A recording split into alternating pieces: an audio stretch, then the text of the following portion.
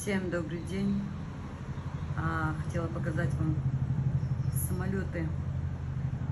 Уже пролетело несколько самолетов и несколько вертолетов. Там где Дымчай. Очень сильный пожар, горит лес. Уже очень много самолетов пролетело. Вертолетов тоже и вообще. Там сейчас прямой эфир был. Аланя Сундачка показывали. Уже к домам вроде огонь подошел. Там еще ветрено.